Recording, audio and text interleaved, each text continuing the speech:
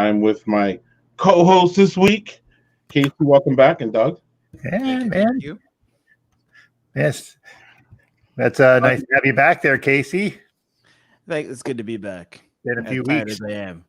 Yeah. it's been a crazy month, but Yeah. Well, I'm a happy guy. have you are you tired like shoveling 43 inches of snow tired? Because that's what No, tired I don't envy you whatsoever. I saw the pictures and I'm like, yeah, Doug. Like what? Greg, you didn't hear this? No. I heard about you getting all the snow, Doug. I just don't understand how Canada gets none and then you get 40. Like you get 40, Canada gets 80. That's what should happen, right? Unless you live in a snow belt like Doug. Hey, that just proves that climate change is a hoax. Moving on. Well, yeah, and I always go off on these, like, sometimes I get really I get irked when sometimes the mainstream media down here, Casey, like they get on like this thing where they're like, oh, there's a snowstorm coming to New York in the winter. Yeah. And I'm in the Midwest and I'm really supposed to give a about that. So I usually have sometimes I'm like, this is annoying. Like, what are you people doing? Like, again, some weather events like hurricanes and tornadoes need to be, have that spotlight on them. So I was bitching before the snowstorm about it. And then after the snowstorm, I was like, I'm sorry, I take it back. This was one where it needed to be covered because, again, Doug said he went to sleep thinking it was going to be like 18 inches, which is a lot of snow, but that's manageable. And he woke up with 40. Yeah, he woke up with 40. And this ain't Buffalo. So, or even Toronto, where you have that lake effect craziness where you wake up. I don't know if Toronto does, but we know Buffalo, New York has this lake. The last time we had a storm like that was 1999, and we get made fun of by the rest of Canada for it all the time because our mayor at the time called in the National Guard to help us shovel. Right. But again, 60 inches of snow is 60 inches of snow. That's crazy. Also, it's not the National Guard for Canada. That would be amazing. It's like Canadian Mounties, right? The Canadian Mounties, they come in with the horses. We don't have Mounties out in Ontario. They're all west. We hear about them. We don't even know if they exist. Oh wow. Comments on our hair. Doug, they love your beard. Yeah, and my hair is getting wild. Yeah. That's why I'm wearing my toque. My hair's like all over, and I'm like, no more of this. Casey, and your comment. Everybody gets a hair comment. I know, right? I need my barber. Like, I miss him so much. You just need to shave it, Casey. I'm telling you, it's the best way to go. Listen, my dad is. You don't got to pay anybody to do it. Just take the clippers, man. But my dad has the bald crown going on, and I'm like trying to hold on to this as long as possible. If that means I gotta have a nappy head of hair, yeah, I know the Dudley Do Right jokes. I have no words on that one. That's our boy Brock just mocking us here. This is who's trolling us. Hello, Brock. Yeah. How are you, bud? Doug, this is the longest time we've started a show without getting to what we're drinking. Yeah. So you and I have the same beer. Yeah. And we are going to mock the person for it. Oh. Really? Monumental IPA from our friend Jonathan Wilson Grove, who sent us an IPA that was bottled in Greg September. I love how you work on getting that in focus. I'm like, oh man, we get flat. Happy holiday. Yeah, thanks, John. I've had my first impression. I've had this beer before. So, have you had this one before? I have not. No. I've had it before. So, that's really good. I like it. I got to pull out the IPA glass too. I was pretty happy about that. Yeah, I don't think you're going to be happy about the rest. No, maybe not, but I love. Oh, that is such a great warning. It's like, get ready, man. Get ready.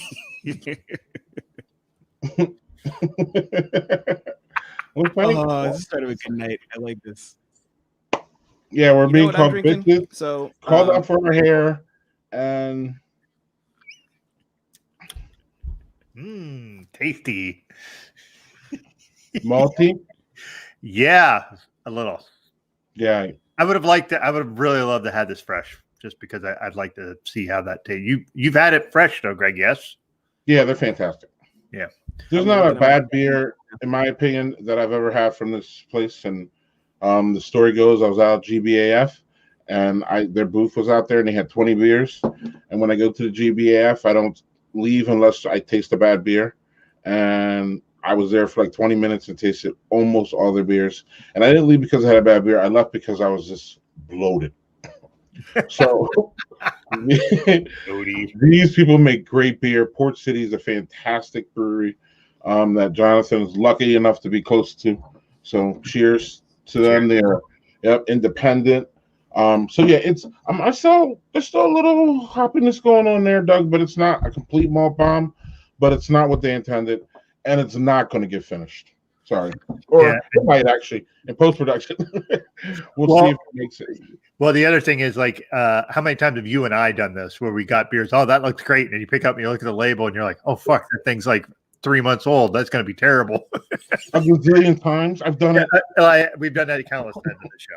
Especially, Casey, it really happens. It's really bad when, again, post-COVID, pre-COVID, when I'm out on the road and I'm with friends and we're just out and about and we're just like, that's where all logic about beer just goes out. And it's just like, that sounds good. That sounds good. And then you get it back, and then this IPA was sitting on the shelf for a year and a half. Yeah. Oh, I've done that shit. Yeah. Not recently, but. Yeah. I mean, I looked at my canning times right now after you guys were talking, and it's like one of them is from August. It's a goes though, so it's like I think I'll be fine. I think that's fine. Right. Yeah. But actually, so I had a bunch of beers from my advent calendar from Ren Navarro that I hadn't drank yet because I'm just being so behind. And so I'm catching up on things right now. And I'm going to drink this. It's from a brewery called Sons of Kent over in Chatham, Ontario. And it's an Earl English mild. It's an English mild with Earl Grey tea. So we're going to try it out. I've had actually from Collective Arts Brewery, they had a really good Earl Grey wheat, which was delicious. It goes down super smooth. So I'm hoping for more of the same from this brewery. We'll see. Sons of Kent made an Earl Grey tea. That's a little bit on the nose, don't you think? Doug, do you like tea beers? I have not had a lot of them. In fact, the last one I had was actually a Radler that was made with tea. Really? And that was actually excellent. So it's pretty good. The one I had with wheat was better, but this is more like it's like a summer iced tea type thing, like not like sweet tea, which is what I'm used to in the north, but more that like the iced tea, like South Carolina Bojangles tea, where I was just like, what the hell? That's what this is. Okay. First of all, we have to determine what sweet tea is up north versus sweet tea in the south. I think, Greg, were you going that route? Because that's what I was like. Wait, sweet tea up north? Well, I wanted to ask Casey just real quick, is he a tea person? To start it off. I don't drink coffee, but I'll drink tea. Right. So then, Doug, what were you going to say?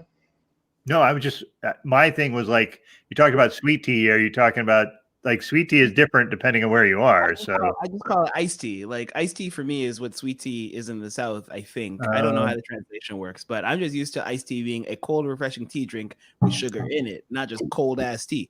I don't understand that concept whatsoever. Every time I go to the South and have cold tea, I'm like, but that tastes like tea you left out on the table and now you're drinking it an hour later.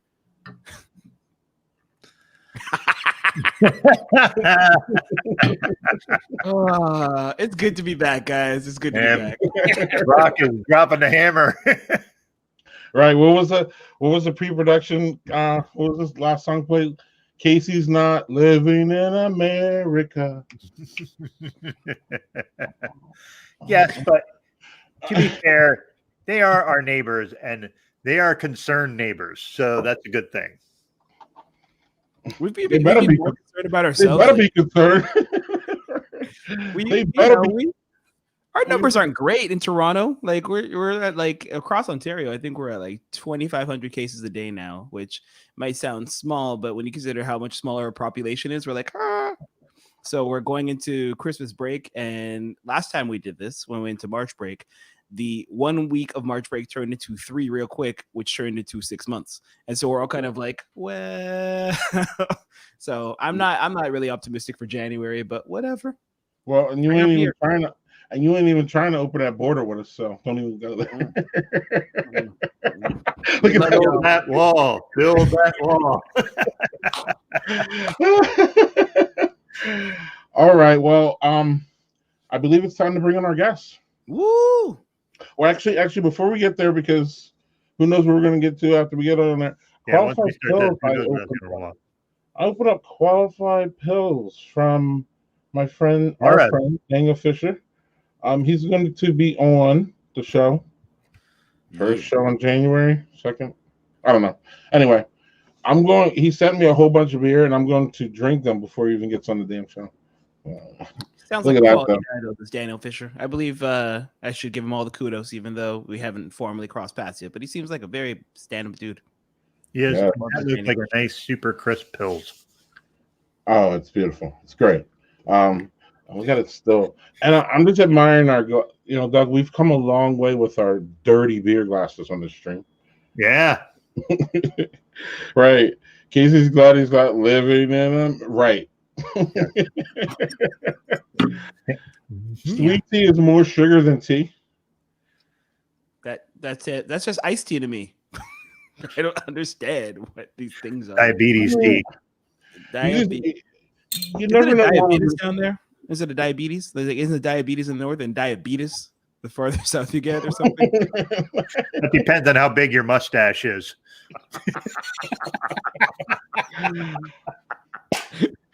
I didn't think you're of all the things talking tea. All right, well, let's just finish that awkward silence with it's time for our guest. They've been on previously. I have actually they are not reset. Matt and Kelly Prestbury are my friends who I am working with them in a nonprofit called Black Fathers Foundation. And I am working on a YouTube, and I'm the Twitter guy. YouTube, we're going to be doing some in a new year. I'll be having some new content coming out there, produced by yours truly. My friend Casey here is going to be involved shortly. I got to call you when I get my ducks in a row. Almost in a row. Really close. And almost aligned. Yeah. And I see Matt behind the scenes here saying, "Come on," but no, hold on. Look, he's got. Hold on, because I want to talk about our guests a little bit before they come on, because we never say nice things about our guests. We just bring them on, and then get all kinds of crazy beer, and then yeah, plug your book, and then get out of here. Like so. After the food shaming, that's always part of it. Yeah, but anywho, Matt started and built a Black Fathers group where we in Facebook, about 75,000 fellas in there, and it's just a really good group for Black fathers and support and all that, and it's fantastic, and the foundation's fantastic and great. So we're gonna bring them on because I'm talking too much. Hey, what's up, guys? So not them again. Let me just explain. Our Wi-Fi is on some real bullshit. So at 8:59, it started playing games with us. That's why I was saying. That's why I was giving you this signal, because like we got like maybe 2 minutes of Wi-Fi, and then it's gonna cut off. Are you in a hotspot or what? We just started drinking. I don't know what's going on with it, but it's real sometimey right now. So hopefully we. Okay. So look, we gotta get to the most important thing this week, Matt, that happened. And again, sorry if all you people aren't going to talk about it, but me and Matt got to talk about this. Matt, did you see that game on Monday night? No, I actually didn't. I was asleep. That was a good man. Background, Matt's a Baltimore Ravens fan, and I'm a Cleveland Browns fan. And they put an epic game. If anybody saw it, it was one of the best games of the year. If it wasn't the best game of the year, the Browns have sucked for years. We played the Baltimore Ravens really tight, but generally they come out on top, just like Monday. But Monday was just a special game. It just had all kinds of storylines. Yeah. It had Lamar running around, pooping, coming back. I mean, or cramping or poop gate or something. The Browns around twice. Points, going back. It was just an epic game. It was a game, one of those games where you know, like they both had two young quarterbacks who were drafted in the first round of the same year. So it's just one of those games you expected that it would eventually happen between them. Yeah. Be the two young quarterbacks like, look, this is our show. We're about to show you guys what's up. So we absolutely cannot ignore the irony of the Ravens quarterback having to take the Browns to the Super Bowl. But don't team.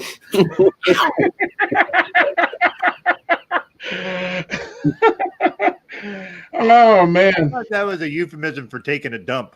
Yes. So you're getting props to the Celtics? No, I'm a Celtics fan.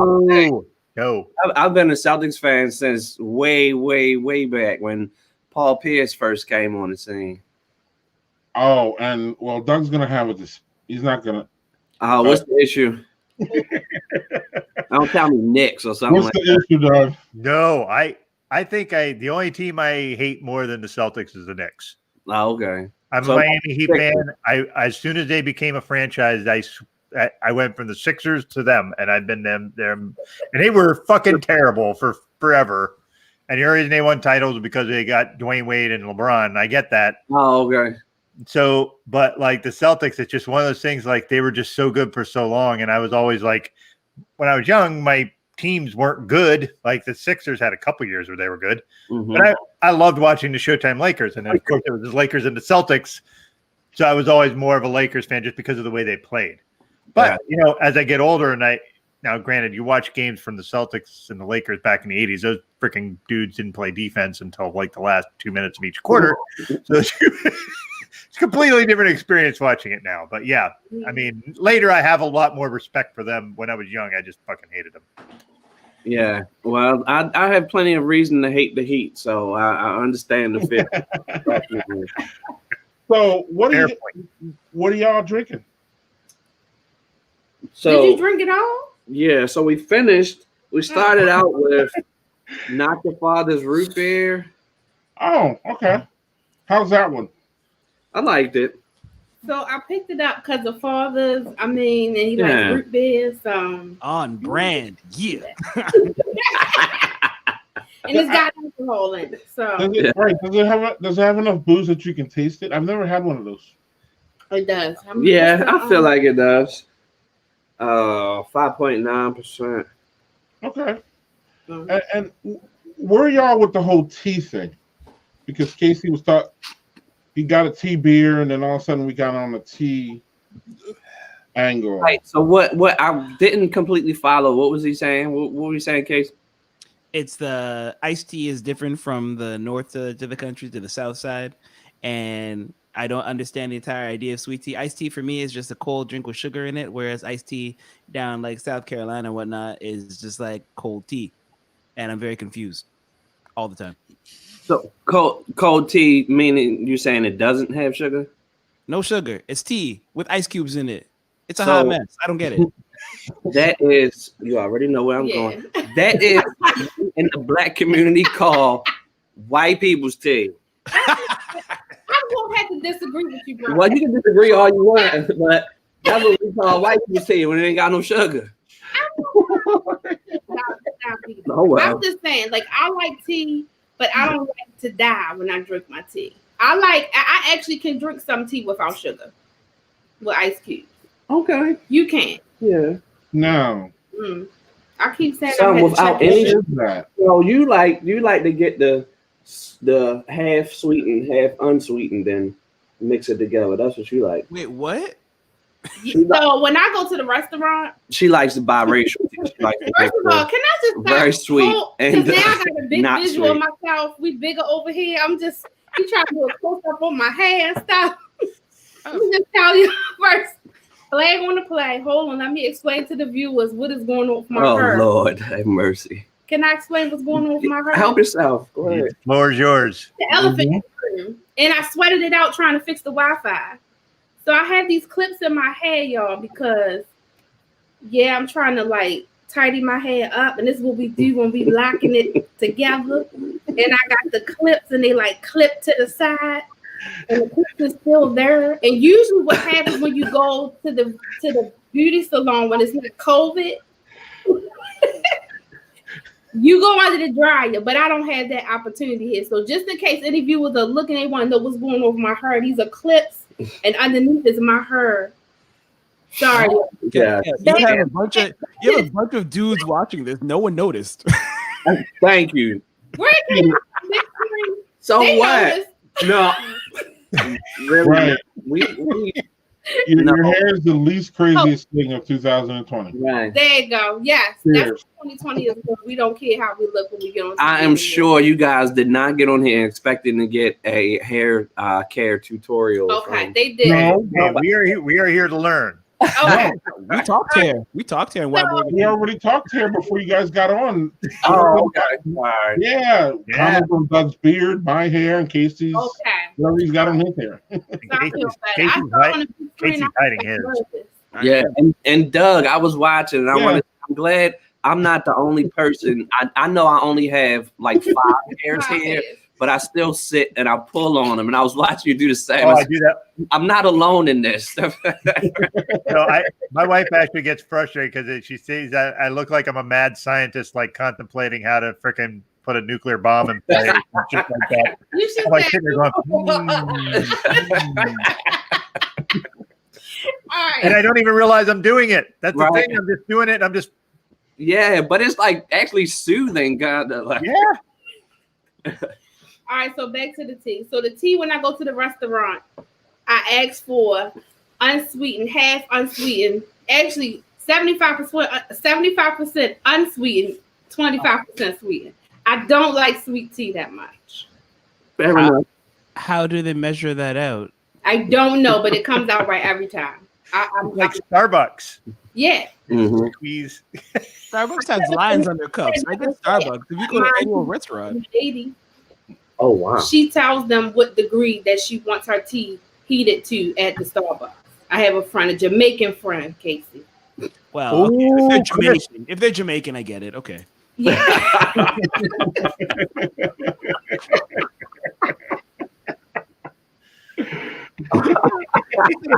You said the magic J word got a pass. I'm like, okay, cool. Awesome. I get you. Okay. While we're on the subject, I heard it was a thread that I was reading through, and they were saying how Jamaican people like give these nicknames, and it's not even like a shortened version of a name or anything. Like it's just a whole another name from somewhere. No. And they were grown people. Like I didn't know her name. I didn't know my aunt's real name until the funeral and stuff like that. 100%. Yo, okay. Holla. So nicknames are given to them and you don't know where they come from. So a good example, like my parents, my dad is Clive, but everyone knows him as Fred. My mom's Althea, and everyone knows her as Judith. And I've asked them so many times for explanations of these nicknames, and they can't even tell me. Give me an explanation that works. I'm just kind of like, it's just what it is. And I'm like, yeah, Jamaica. That's crazy. That's my just normal to me. Yeah, but they call her Muffy. So I don't know where the Muffy came from. I have no idea. Honestly, it's Jamaica. Jamaica's awesome. I love it because like some of the things that come out are just like crazy. So like one example is I had a cousin come up once, and we're getting ready to go out to the club, and he's asking me like, "Where's the smoothie at?" And I'm like, "What?" He's like, "Where's the smoothie?" I'm like, you want me to go make you something in a blender? No, man. I gotta like iron this shirt. I gotta like flatten the shirt. Where's the smoothie at? Like, the iron. That iron's clothes? Like, is that the smoothie? I'm like, no, stop. Smoothie. Hey man, I laugh, but hey man, we make a bunch of fucking weird shit up too. So who fucking knows? Everyone got their things. Hey, Doug, I remember. I don't know if I ever told you, Casey, but there was like a period of 2 to 3 days where I was watching these movies on Amazon Prime, and like everything was wagwan. I just couldn't stop saying it. I don't know why I love this. You're living life right. Well done. Like I told my family, basically, it's going to be a bad time for everyone. Like, I'm sufficiently mad when I start thinking in patois. Yeah. I'm no longer even thinking in English. I start thinking like all the worst things in patois, and I'm like, it's going to be a bad day for y'all.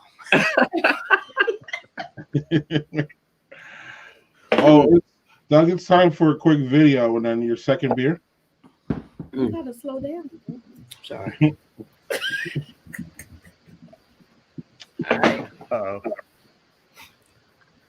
Attention shoppers, it's 10 o'clock and you're still in a grocery store. What the fuck's wrong with you? Go home. Like, why are you still here? Like, I have shit to do. I don't want to be here anymore. Like I would rather slam my dick in a car than still be here for 2 more seconds. And I mean that. I don't know why any of you are still here. Hey, you guys want to hear an impression of my boss? Okay,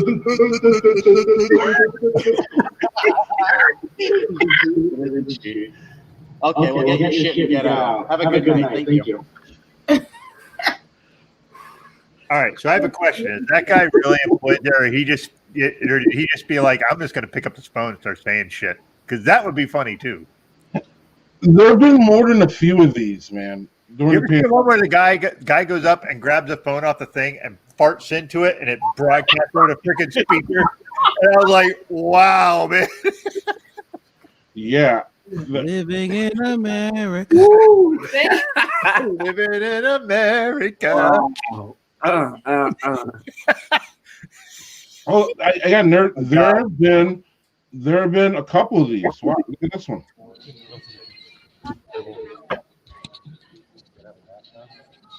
We have a logistics exemption.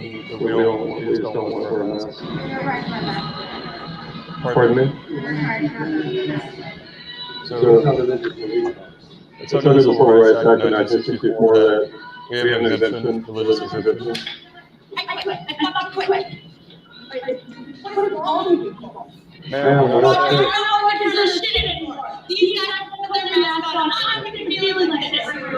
Why are you discriminating against us, man?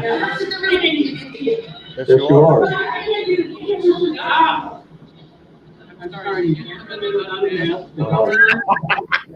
Yeah, the guy strolled out and then put his mouth and not his fucking nose. Right side says we can claim our religious exemption on our masks. We're not sick. Okay, and then you lost our business. We'll go somewhere else. Well,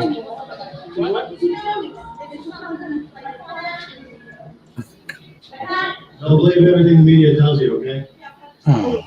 here, watch your language up now. Oh, for fuck's sake.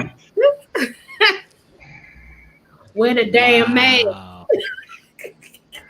Like, people are freaking out more in public at their jobs, is my opinion. Well, if you were doing that job and every day you had to deal with a bunch of fucking knuckleheads walking in either with no mask or like the freaking manager guy walking out with it, I'm just going to stick it under my nose. I lose my shit too. Like, Jesus Christ. Like, it isn't hard. Put it over your fucking face and be done with it. Yes. Hold on. I'm serious. This has become a thing.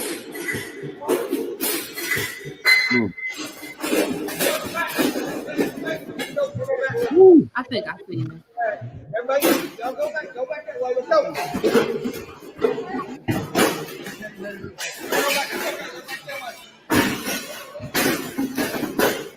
Everybody back.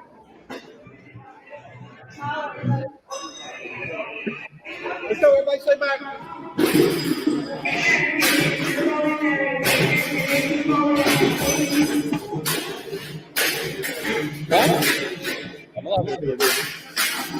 Yeah.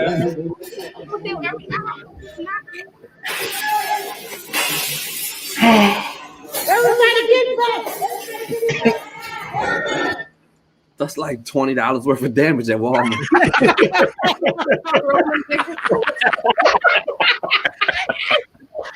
He rolling them off the shelf.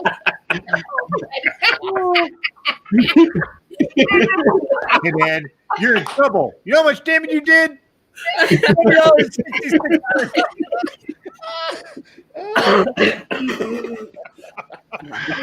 Dollar Tree for all that. Prestbury since retail 13 years. I feel that man. Oh, that was killer. I love it. Get your shit and get out. Right. Damn. I believe that. I mean, again, with COVID and the things that people are asking these low-wage people to do, this is the shit that happens. I am not justifying any of it. I think it's all pretty damn funny, to be honest with you, especially the guy that quit and was making fun of his boss. That's some shit I always wanted to do, and I never had no balls. Do you ever want to do that? I never had the ball. I'm gonna do something. I'm gonna rage quit, and I never did. I just I put in my thing. Bye. You know what I mean? Like, yeah. I give respect for that. Well, let me tell you this before I forget. I actually did rage quit once. Yeah. I told the principal, we were standing out in the hallway. I told the vice principal, I told the vice principal I was quitting. Then I walked into the classroom. The kids were in the classroom. The teacher was in the classroom, and I told all of them I quit. And I left. Oh, you told the kid? I said I quit. And I got in my car and drove home and came and sat on my couch. And a coworker convinced me to go back. Oh. I was so pissed off. Like, people don't know. They were just being complete assholes and giving me a hard way to go the whole school year. And finally, I got to the point where basically I quit this bitch. I just.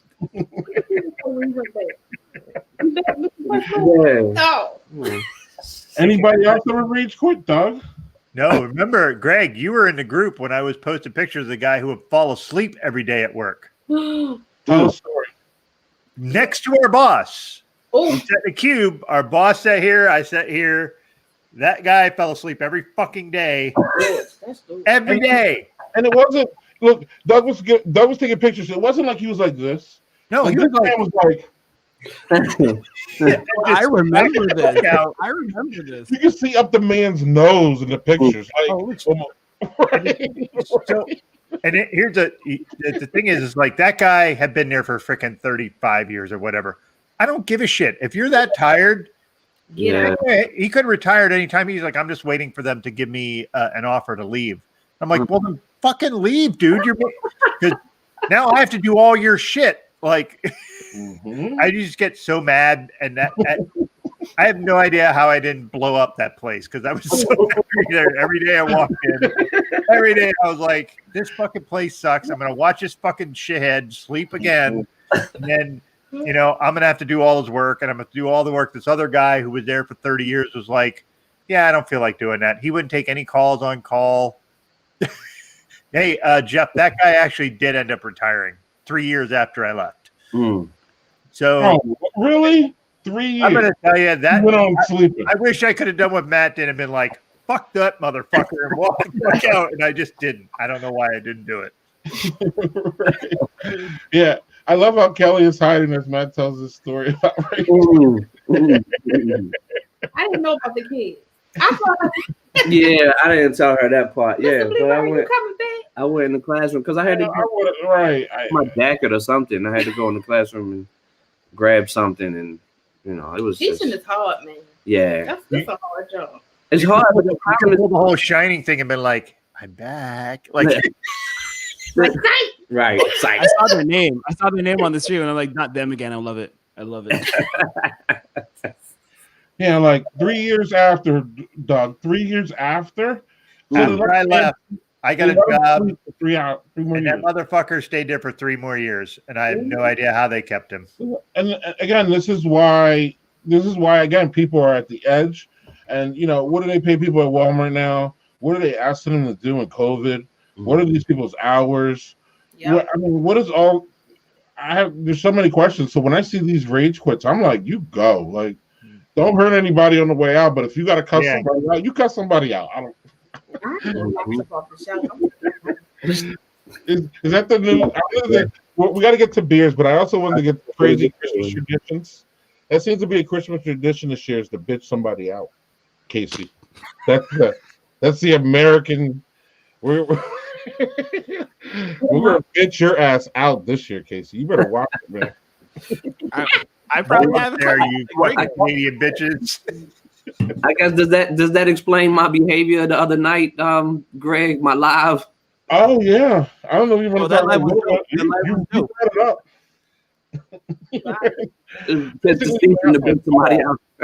Yeah, Matt went off in the Black Fathers group. So anybody who's Black Fathers in that group, hopefully you saw that video. If not, go back because maybe you need to hear it. A lot of people need to hear it. A lot of people learn how to behave. Been doing this too damn long. I'm just getting tired. 12 years. We're ready to celebrate our 12th anniversary, and we still got idiots who just can't get their shit together. And I'm getting to that point. When you're the face of something and the founder and all of that, you got to be PC and you're supposed to say everything right and all of that. But I snapped the other night. I lost it. Man. Hey, before we get to second, Casey actually opened a second beer, which is unusual because usually he has 2 beers and his second one is like near the end. Right. I did. Well, truth be told, they're usually big ass crazy sours that's true. Like, slow down the drink. Like you can't be doing what me and Doug do, bourbon barrels. So I don't know if you guys noticed me off to the side, but I was like sniffing the can because I was like, "Is this good?" Like I don't understand what the smell is coming off of this. But wow! It's an Italian Pilsner. Sorry, okay. Hold on. There we go. It's an Italian Pilsner from a brewery around the corner from me. Not normally what I pick up. It's a 5.5. It's interesting. The taste is all right. Like the colors like this, and it's like it's okay. I don't know if it's good or not though. It's like hard to tell. It was canned back in October, I think. And I like how he's like, I'm sniffing this and I don't know what it smells like. It's human skin Pilsner. Hannibal Lecter Pilsner. Right. It could very well be, and I'd never know. But I'm just like, after I finish this, I have a Goza, so whatever. I'll wash it down, and I won't taste anything else for the rest of the night because Gozas will obliterate the taste of any other taste. So true. Yeah. Matt and Kelly, you guys get to your second one? Mm-hmm. Yeah, we got Starling Wit Allagash. Oh, Allagash is a good one, man. Yeah, I like it. We finished this in no time. Yeah, this one was good. It was a light drinker, right? What is the? Yeah, light. Wish I saved this for last. What's the? How much liquor? You ever had that one, Doug? 8%. Yeah, I've had that one. Allagash makes great beers. Any Allagash stuff I can grab, I get. Here's an important question though, Kelly. When you're getting your own podcast, like I feel like you could run it on your own. It was like you're just with all your one-liners. I'm just like, yeah, Kelly can run this. She can run this. Don't get off the screen. Oh yeah, when you gonna get your podcast? Don't tell me that. I'll get myself together. I'm on a Facebook break. I'm not looking to come back anytime soon. Oh, that's probably healthy. Facebook is a hot mess.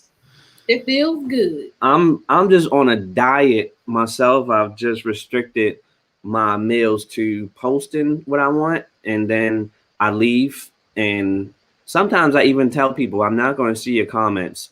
So let the spirit move you as it will. If the Lord tells you the type of comment that I'm not going to read, then go ahead and do it. But otherwise, save yourself the trouble. But it's not to be an asshole or anything. It's just that I have to. I've heard this phrase so often, and I've never really fully embraced it. But I have to protect my peace, and I really do. And oftentimes, I find myself just getting wrapped up unnecessarily and burning energy, and driving myself crazy, just engaging with people. So now it's like I'm going to put out there what I'm putting out there and leave it and walk away from it. Other than in Black Fathers where I have to cuss people out, And then they come back at you for hours. Thank you. and hours. And now I seen the post and hours. And it's like, Matt, just go. Yeah. Don't read the comments. Right. No, I let it be. I don't read the comments. I don't even react. So I just don't even like anything. I just think it's just becoming like, I think it, well, let me rewind. I think there is a lot of just hogwash. Hogwash out there. Like and I'm subscribed. And I just had to pull back a little bit because I felt like, I don't know. I know one of the things that the doctors are saying is like reduce your stress, get more rest, stop the scrolling. So I think that in how long it's been? 2 weeks? Almost 2 weeks. Wow. That I've been off. Oh yeah. I feel like I've slept better. And just people are just crazy. I mean, everybody has a comment about everything. It's negative. The stuff that's going on with COVID, it's just too much. So I'm good. But thank you, Casey. Maybe in 2022. Okay, cool. No rush. Yes. You know what? I think the pandemic has got us to value time and what we want to do a lot more. So you do it when it's right for you. Don't let anyone rush you in anything. Take your time. Yeah, that's the absolute truth. Yeah. She said, "I'm thank you." Oh yeah. Usually you don't. Yeah. So it's speaking of getting more time. I've had more time to do things like make cereal sandwiches, Greg. Yeah. So, Doug, what are you drinking? And then we got to get through it. I don't want to get off the cereal sandwich topic. I need to know about the. We'll get the sandwiches. Don't worry. I need to know. No worries. This is from Smutty Nose Brewing. This is their kind of derivative called Smut Labs, where they make this weird shit. What you call me? I call you Smut Labs, motherfucker. People have this stuff out. Okay, sorry. Snacking with? Snack it in. Chocolate peanut butter chocolate stout. So chocolate stout with peanut butter flavor. So I've heard. So the person that when I go down to Wegmans, which is where I normally get a lot of stuff, is obviously I'm there a lot. So the one person who's kind of runs that department talks to me a lot, and she said this was excellent. So I'm looking forward to this one. Yeah, I'm with James. Oh shit. Up in Ontario, we don't sell like beer at corner stores, or we started to sell at grocery stores a bit, but we used to not only be able to get it in one place. So I envy your access. Ooh, the peanut butter on that nose is awesome. Oi. Just gotta go. You look silly. You on camera. You look silly. Stop. Just stop. Yeah. Now what? No, we messed up because we didn't tilt the glasses, so we have all. So I was sticking my finger in. She was trying to. Oh, yeah. It doesn't matter. We're all just here drinking shit and having a good time. So if you don't do that, it's all good. All right, cool. I was just wanting to show it so that I just like showing how it pours. So this is fucking delicious. It's like a Reese's peanut butter cup, but not nearly as sweet with the stout flavor. So yeah, I'm glad I bought a 4-pack of that because I'm drinking all of those. Greg, you got a sweet tooth, don't you? I do not. That's the thing. I don't like desserts. Desserts I like are like key lime pie and lemon. I like citrusy shit. I don't like really sweet stuff. I don't. Because you always have a stout and it's like always either chocolate or it's like coffee or milkshake. Who had a milkshake? We've had that. Greg's, you've had milkshake IPAs on here before. Yeah. What's weird is like dessert beers are weird for me because like I have one of them and I can't drink any more of them because they're so sweet. Oh yeah. Okay, wait, but more important question: how do we ever mention the word milkshake without referring to Khalees right away? Like, how do you guys honestly do that? I was like, no one has said anything about bringing boys to the yard. I'm like, what's going on? Damn right.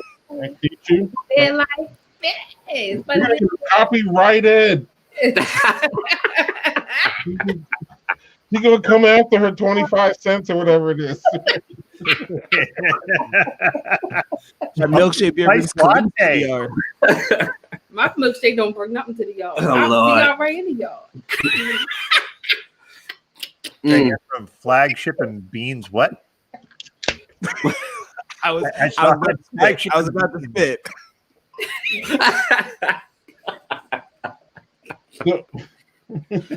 So we working on Evil Genius. Oh, Adulting. Ooh, evil genius. Okay. It's good. I just went down and What's the name of it? What's the name of it again? All right, it's Kelly, you did good. It's Evil Genius Adulting Guava IPA. I might have had that one. Yeah. So how do you taste any of the guava in it? Because guava's not like a really strong flavor. Yeah, no, it not. smells like cats. Oh Lord. Oh, my next beer is a guava goza. So Look at you guys. Taking the same. Hey. Matchy cats. If I had another guava pre-roll, we'd have the whole trifecta, but that's a story for That's another day. show. Yeah. Greg, I'm not sure is that a good face or a bad face. You gave me a whip and you're like, woo. I haven't even got, but look how thick this thing looks. And it looks like a brown ale, right? Yeah. Thick brown ale. That look like chocolate syrup. Get in. Okay. Yeah, it's this. It's thing. like quick milk. Yeah. Ooh. And I don't know about. So where we at with punk? Matt, we'll get to. Don't worry, we'll get back to what you want to talk about. No. Where we at with pumpkin spice? While I do this, are you guys fans? Are you like one of those people that needs to have that stupid Starbucks pumpkin spice the first day? No, Okay, I have grown to like a good pumpkin spice, but I've been disappointed quite a few times recently, so I gave up. I had a really good one like the first time they came out this season, and it wasn't even Starbucks. It's a little coffee shop. No. Okay. It's a coffee shop here in Baltimore called Cups, and I got it from there. Actually, I've gotten a couple good ones from there. To me, they're even better than Starbucks. And then I got some trash from Dunkin' Donuts that was disgusting. But it's Dunkin' By the way, Donuts. Dunkin' Donuts is disgusting all around. Yeah. I was gonna say, like, that's just their brand. The brand is just bad. Not the glaze in the Pittsburgh. See, Yeah, the best thing Dunkin' Donuts has going for it is the drive-through. That just makes it's just convenient. Like, when they got rid of the vanilla cream, I was done with them. The powder one with the vanilla cream, they got rid of that. What? No. Dunkin' Donuts used to be cool when we were young, though. That used to be a really good place. Yeah. Y'all need more coffee monopolies in the States. I'm just saying. Tim Hortons is everywhere. You know what shit you're getting. You just go with it. You're like, this donut's gonna be half-assed and stale and crusty, but we accept it. No. I go in the morning when it's time to make the donuts. I go early in the morning so you come fresh in the oven. Yeah, you absolutely cannot go at night. Like, this should be against the law. Like, they just don't give a fuck. They'll give you a boy card donut until you go about your business. Like, they shit. Yes. It's crazy. Don't mess with the night cruise. Do not mess with the night cruise. They have seen some shit. All right. Yeah, you want this Boston cream donut? Yeah, that thing's only 8 hours old. Here you go, buddy. Kind of crust. Yeah. That thing's a brick. Enjoy that. Sign this waiver in case you lose a tooth. You're not responsible. So, Doug, the question, and then I got to ask Matt a question. This beer is pretty good for a pumpkin beer. What it really tastes like? It literally tastes like the beginning to the end of eating pumpkin pie. Like, I can even taste the crust. Oh, cool. That makes sense. Like, that's different because it's definitely unique. It's not like just pumpkin. Yeah, it gives that like cracker or that that crackery, bready. Like, to me, pumpkin pie, you got to have the whipped cream on top, pumpkin pie.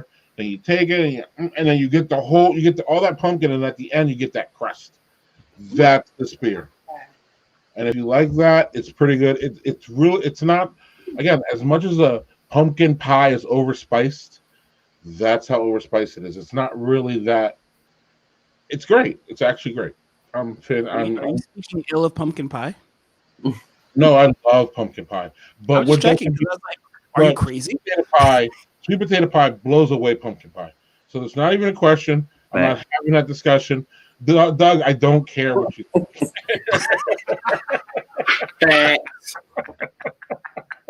I flat out don't care what you think on this issue. Target. I saw you. Oh, wait. You're not a sweet potato. I'll let you respond to my accusation, and then we can go forward. My response is no. Wait. So, do you like pumpkin over sweet potato? By a mile, yes. Did you ever have that Patti LaBelle sweet potato? No, because I don't know Patti LaBelle. If she made sweet potato pie, I'd eat that shit off the floor. Flag on the face. Patti LaBelle, right? Sorry. So now, here we go. This is bad. Make the dog play. The dog. Everybody hopped up off the sofa. Everybody got back. So many times. What black person made Potato pie. Patti LaBelle? Shut up, Casey. You're paying that bill, that copyright bill. We'll send it right to Canada. Greg, the Patti LaBelle pie is not good. Excuse me? Patti LaBelle pie is not good. Sorry. Did y'all see the show? What about Domino's sweet potato pie? Domino's. What? No, not Domino's, the pizza chain. I mean, Domino, the rapper. God damn it. Like, follow my. Oh my gosh. Yes, that song. I love that song. Yeah. Oh, that song was so good.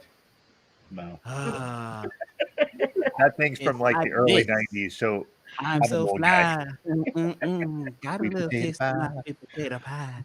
No. So, Doug, do you have any crazy and weird Christmas traditions in your house? Not particularly. The only thing we do is we will open we're allowed to open one present Christmas Eve, and then we open everything else Christmas Day. But I will say this year we broke a little bit of, broke all of our traditions in 2020. Who gives a shit? So I ordered this thing I wanted to give my wife that when it came, I was like, I got to give this to you now.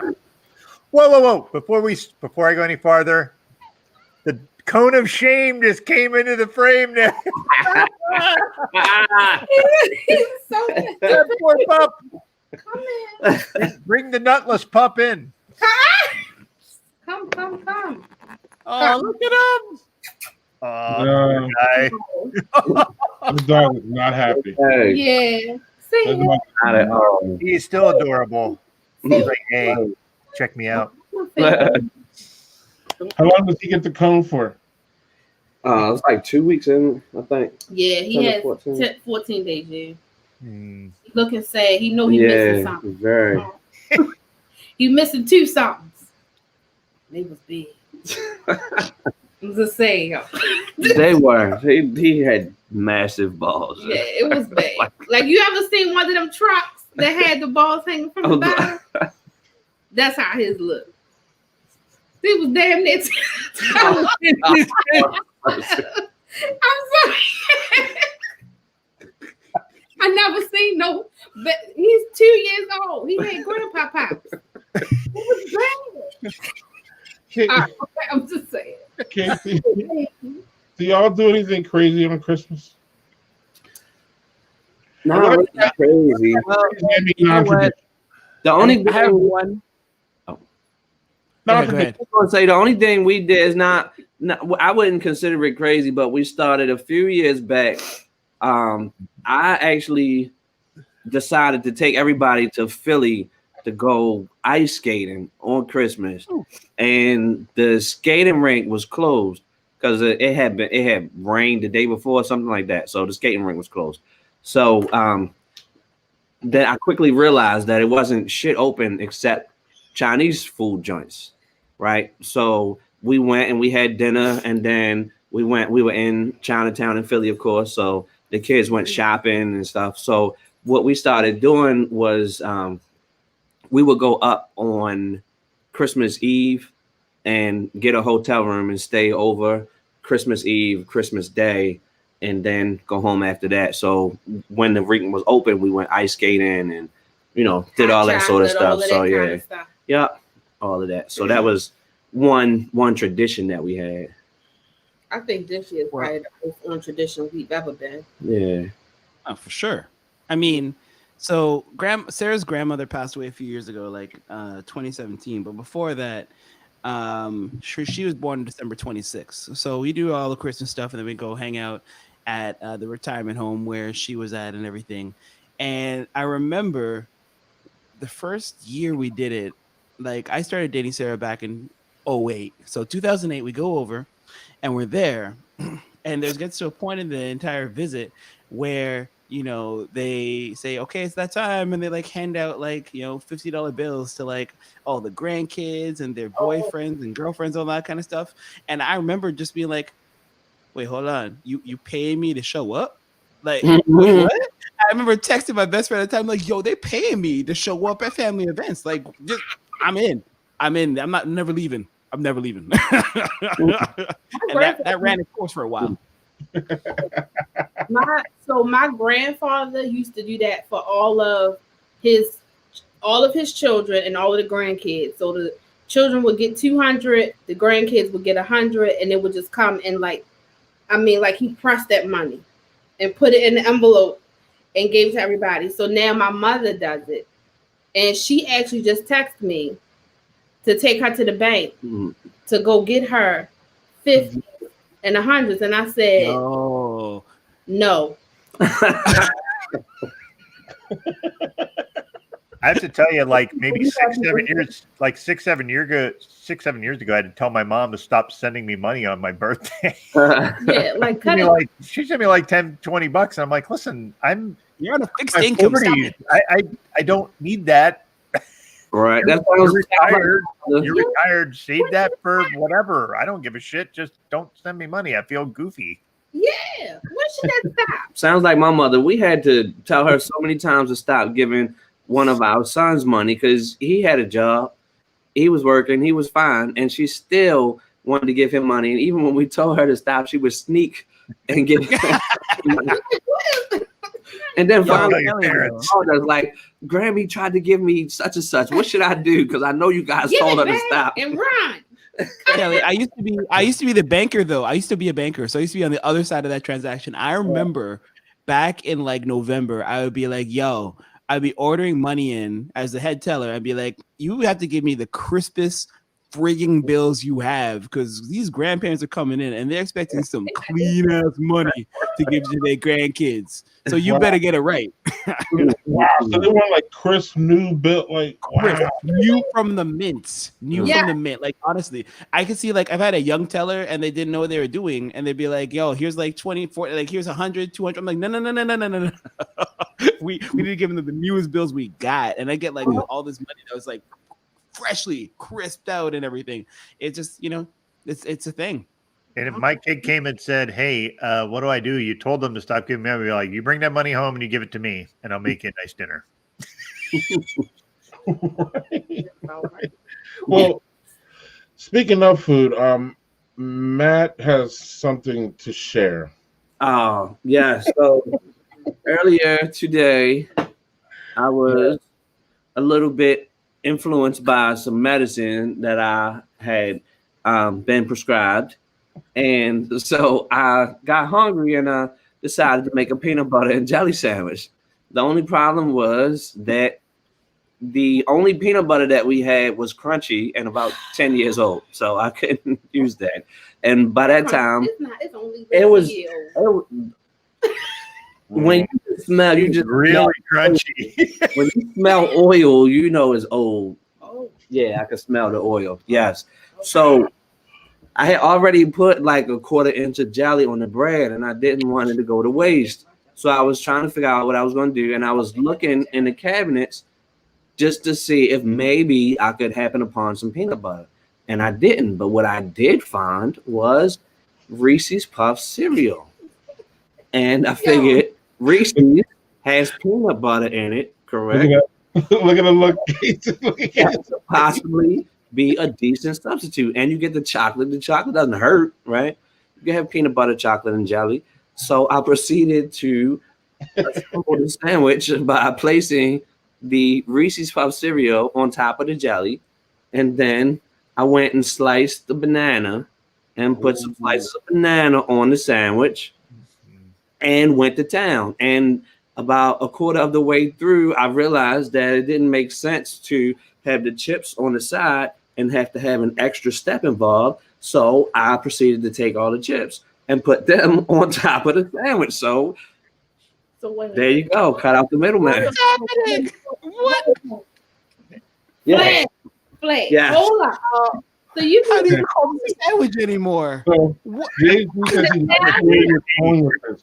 Did you like where he finished? you had Reese's Pops cereal crunched up. I just not crunched up. I just you left them whole. Yeah. Okay, and then you took on top of jelly. I took banana slices. the scrapes of the chips. Yeah. 'Cause it wasn't even that much. No, chips. there was some solid chips in there. Oh, it was some more chips. Yeah, there was some pretty Okay, decent sized okay. chips. Yeah. So you put the jelly on the bread first. That's wrong first. Okay. Right. Peanut butter go first. Can I make a Right. point on that is in support of Matt? Because what you have is you have the jelly, which is a sweet element. You have the peanut butter element that you got out of it, but it also has a crunch element. Yes. You have the bananas, which are always awesome with peanut butter and jelly. And then you have the salt of the chips. Yes. Thank you. It's all blends. Yes. If you made a meal, Slow down. You come like up that, with some it tastes weird ass food combinations on this show, so I'm not taking your word on this one. I'm with Matt on this. Spread y'all peanut butter before y'all spread the jelly.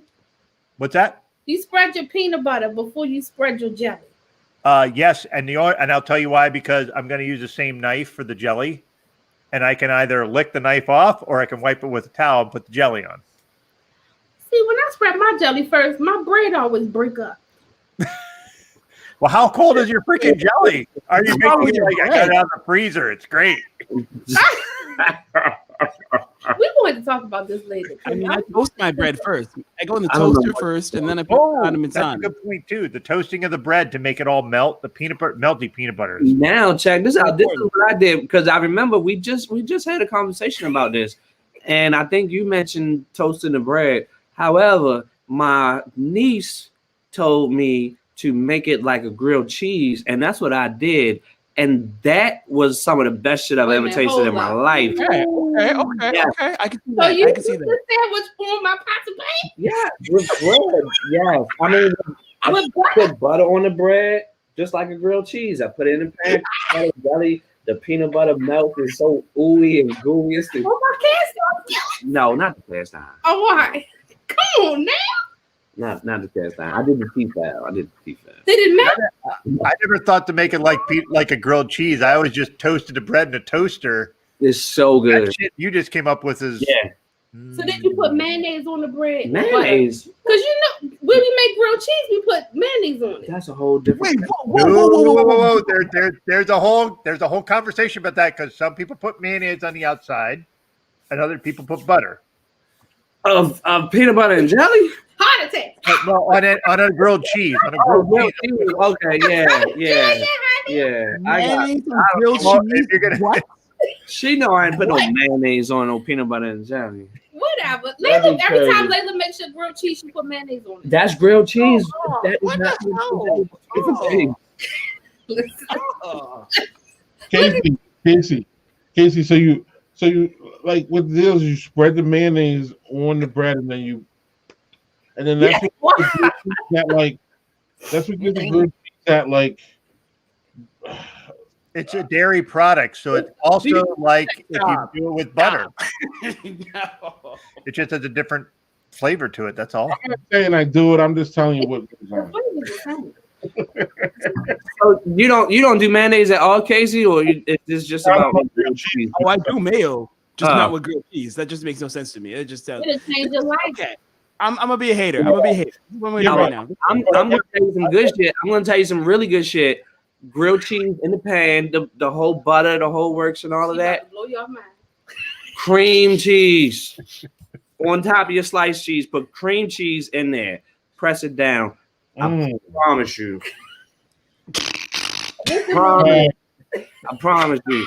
Don't listen to her. All right. It depends on the mayonnaise. If it's natural made mayonnaise, it will be a dairy product. If it's fucking Miracle Whip, that shit is not. That's because it came from Mars. Yeah, that's not. Potato salad. Like raisins. Oh, well.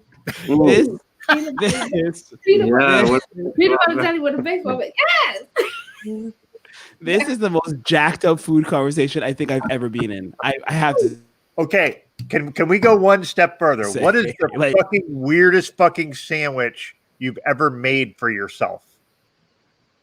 Kelly, you first. You got your hand up. I was gonna say before that Matt. I can tell that Matt was poor when he was young.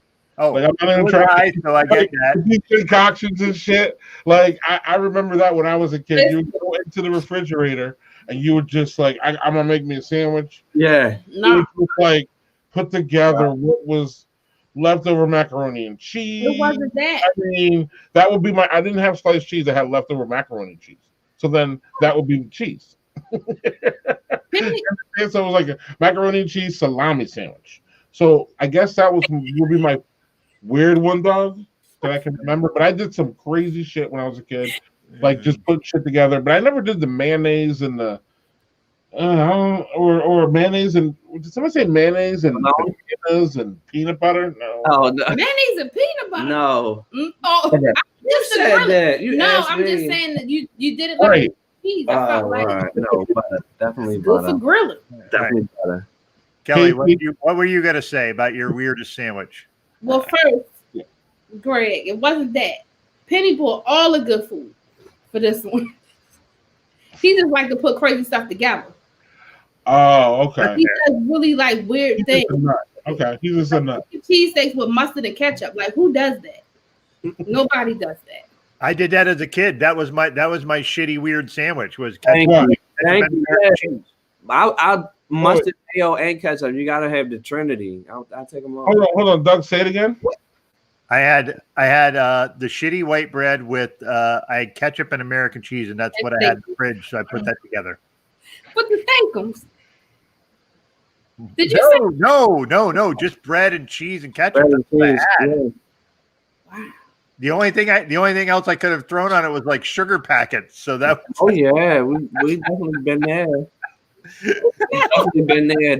The butter, put the butter on it and the sugar, and then if you got a little cinnamon, then you really There you go. cinnamon toast. Yeah. No. He's pouring another beer. He doesn't even know what to do about this conversation. Hey man, listen, I was waiting for you to come up with some Jamaican shit that I would never have heard of and be like, that sounds fucking awesome. Right. I'm going to the Jamaican store. I'm having Sarah stop by the Jamaican store tomorrow because I need my fix. So I'm getting my spice bun. I'm getting my beef patties, and I'm doing it up. So I'm a happy guy. Casey, if I recall though, you didn't grow up rich, right?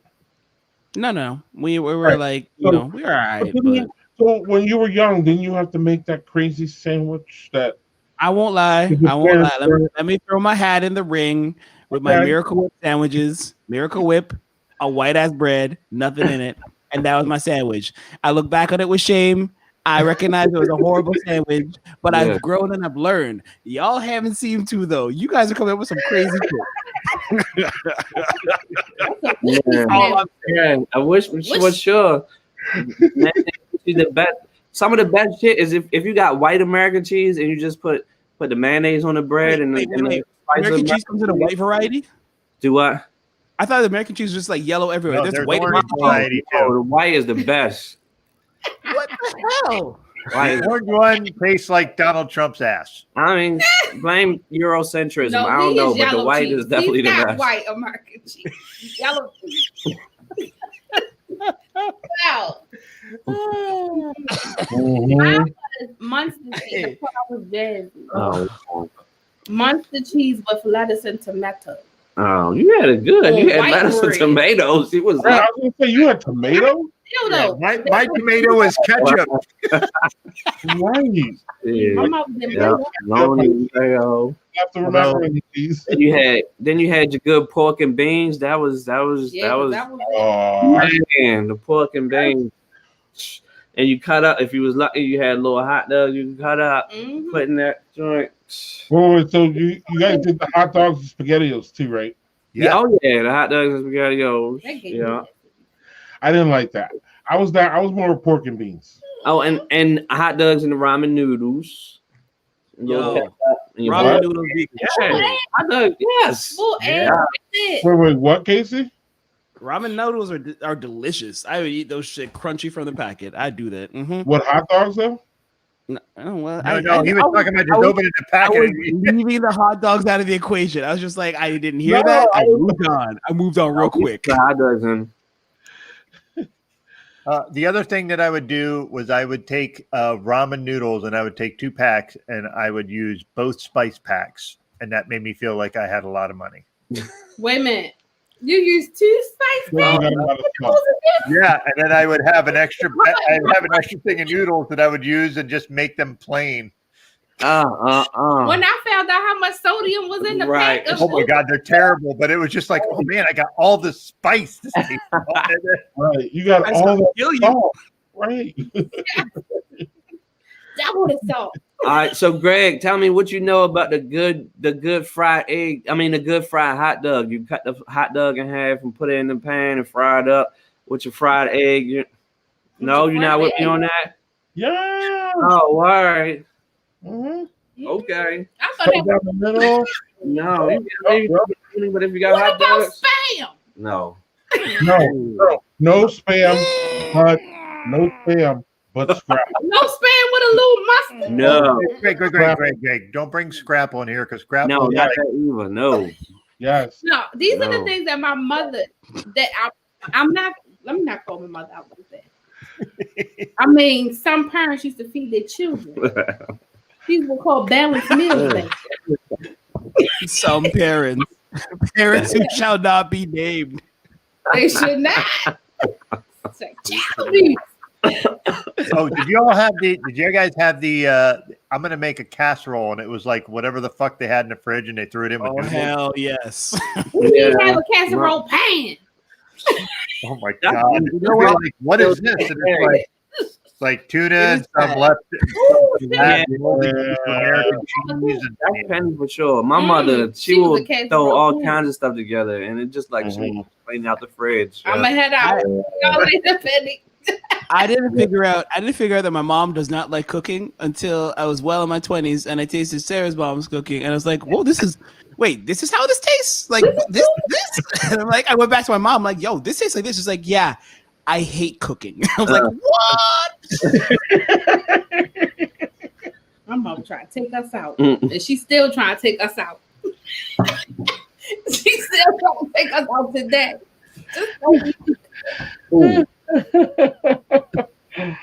Goodness, we got one left. Bottle open. Better make it last. Yeah, so this is our last one. You just taking over. Double cannon.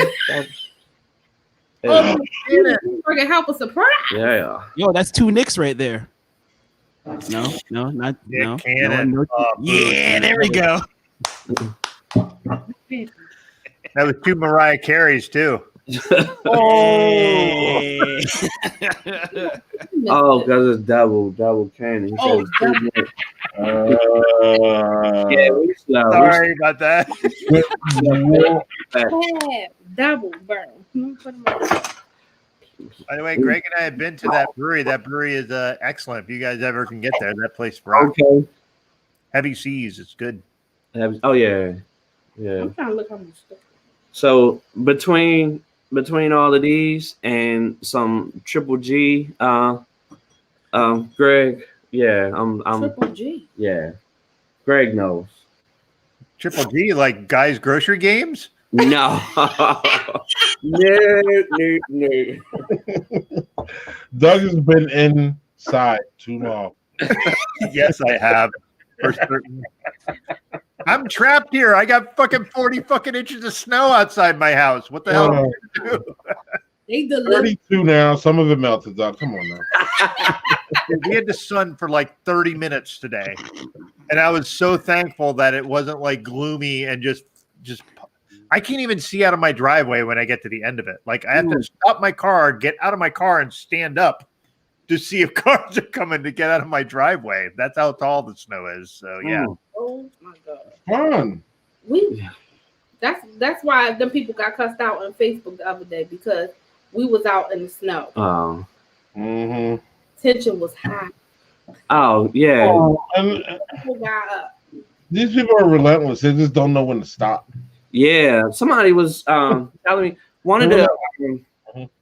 well, I think one of the students this morning was saying that she saw an accident this morning. She actually saw an accident this morning because somebody was flying and the streets were still messy and they're flying wherever they were going and ended up hitting somebody, and she watched it happen. And so the other day when we were out, we saw people driving crazy too. I don't know what it is. I understand, you don't want to drive like 10 miles an hour maybe or whatever, but still you got to have some common sense and know that people crash all the time. You can't be out here in the middle of a snowstorm In the pandemic. right in a pandemic doing 60 while the streets are messy. Look, I'm gonna have to take her to bed. She's just Yeah, you are. wow. Well, send her to bed. I should This is Brothers and Booze After Hours. So a regular brother and booze, basically. Is what you're Pretty much. Hey, you can all watch this on our Patreon account. Our OnlyFans account. Yes. It'll be great. Yes. Wait. We have a Patreon account? Wait.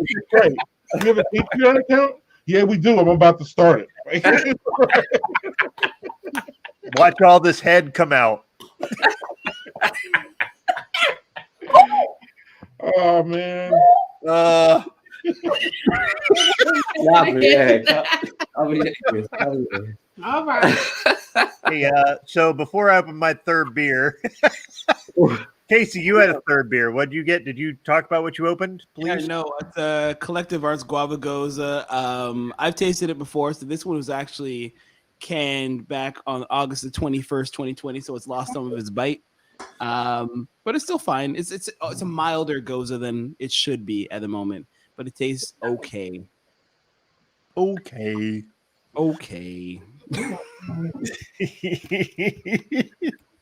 Oh man, this has gone sideways as it should. This has been awesome. All right, so I'm gonna go over my third one. This is a Bourbon County Stout, the 2020 version.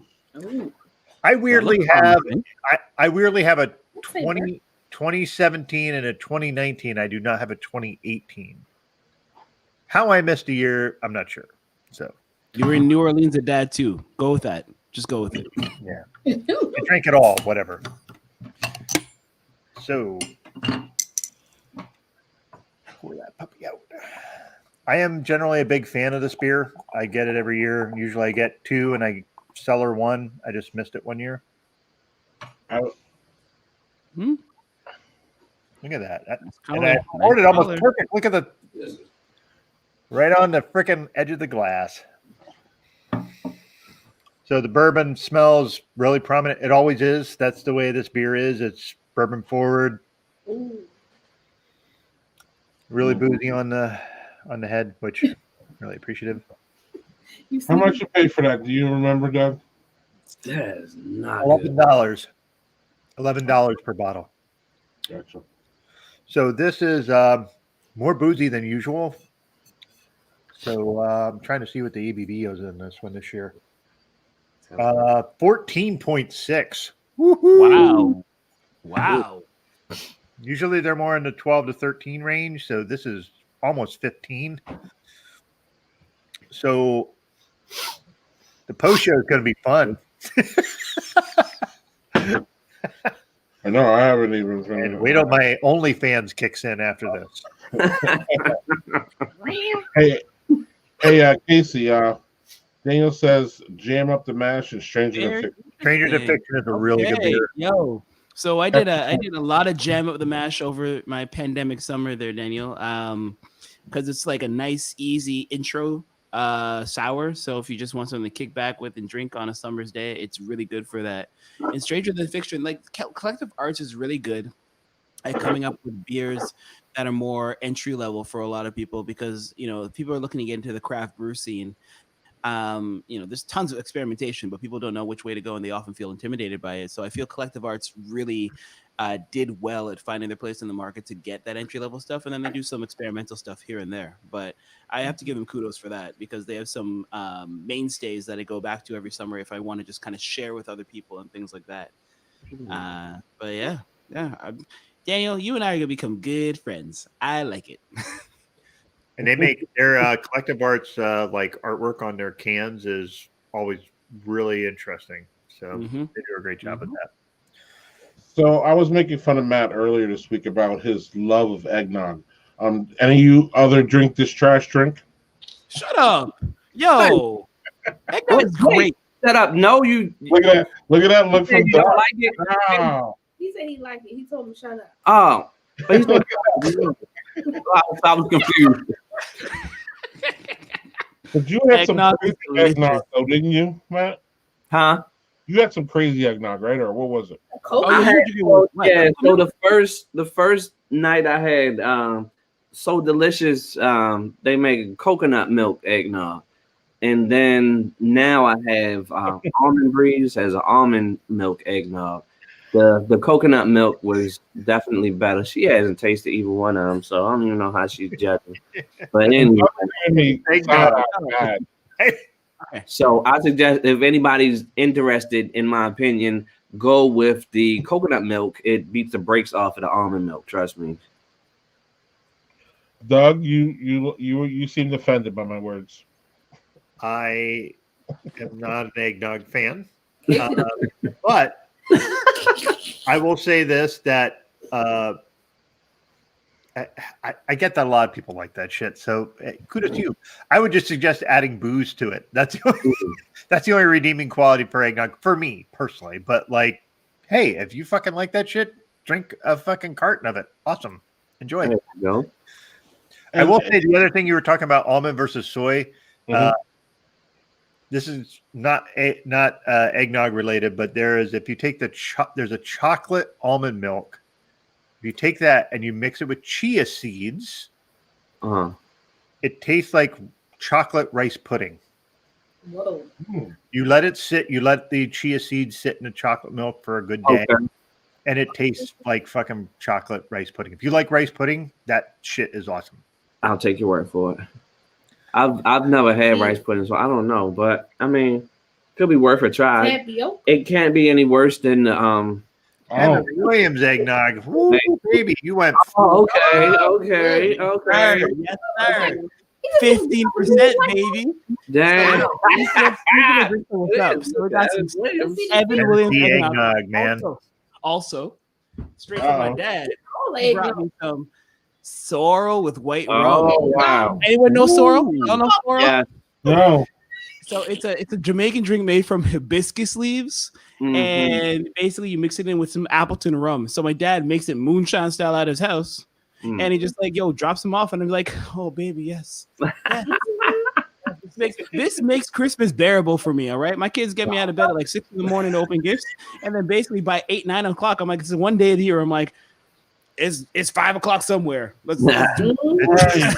No, 9/5 o'clock here now. Yes, Christmas is that day that you drink when you wake up. Like it's. I don't think there's any other holiday. Actually, the more you even think about it, that you wake up and start like Baileys. People do Baileys in their coffee.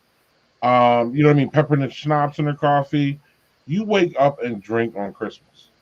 Man, my kids are becoming highly aware of the fact that, when I'm in a good mood, they have a better day.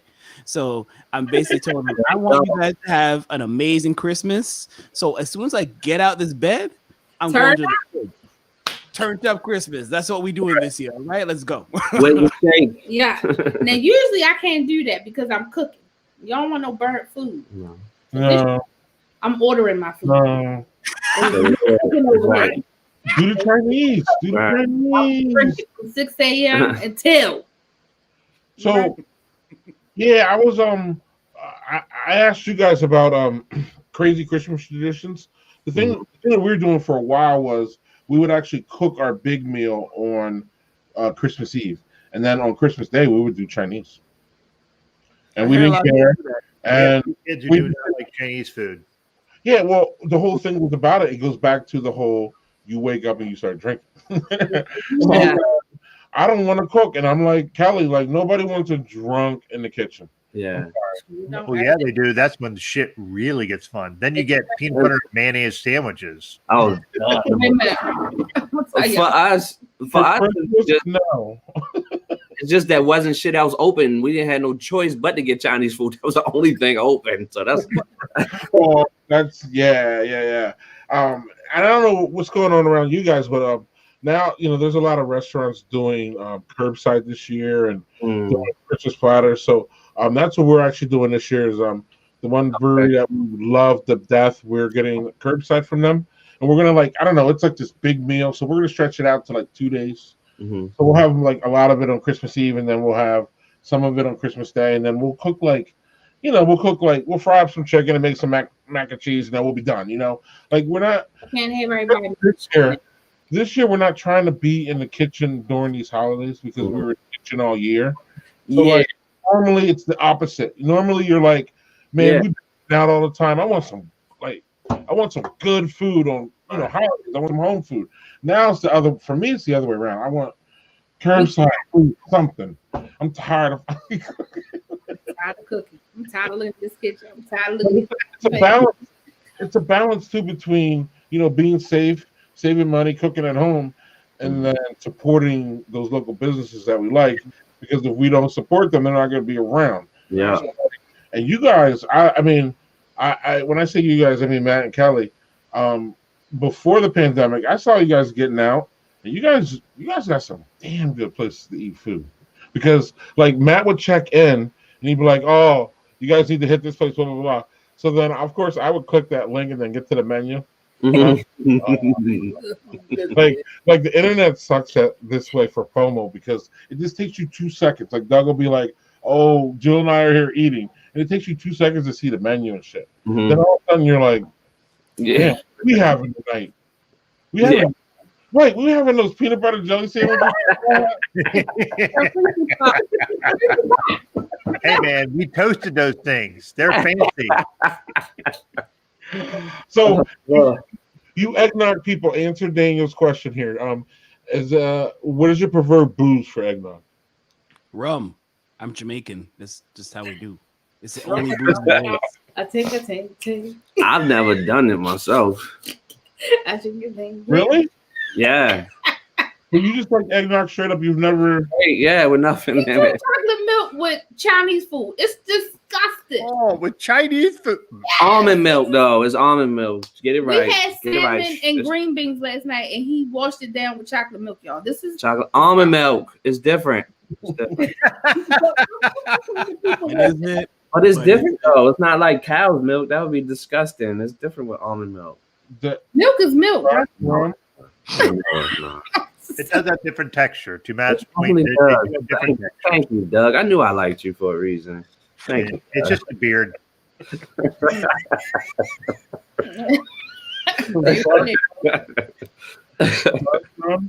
Or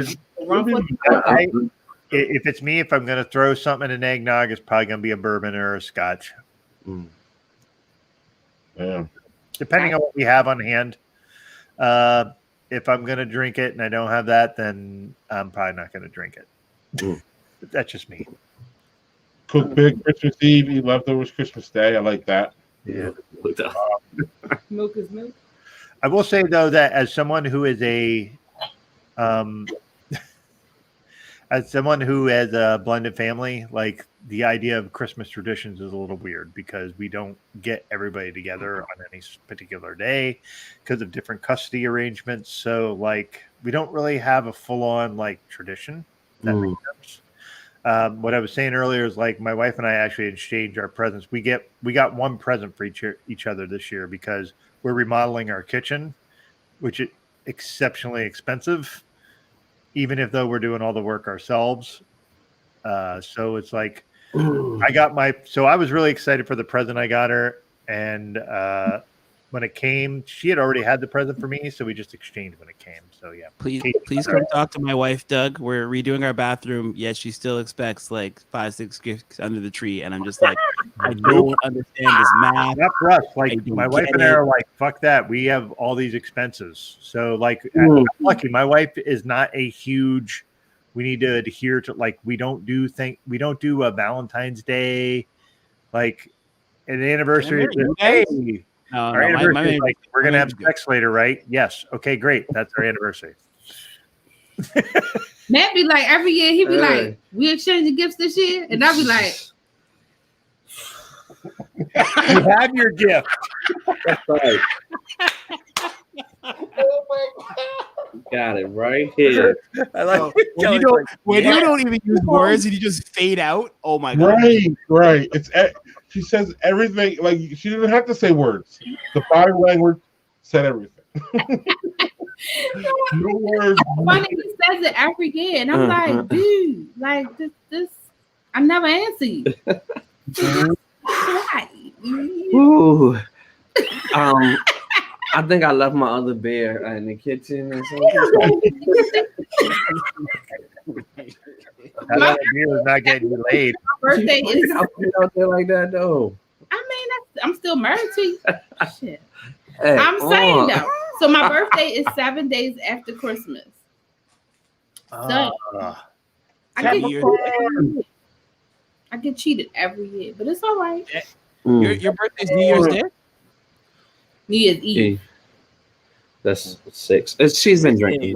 Oh yeah, shit! Sorry. We've all been drinking.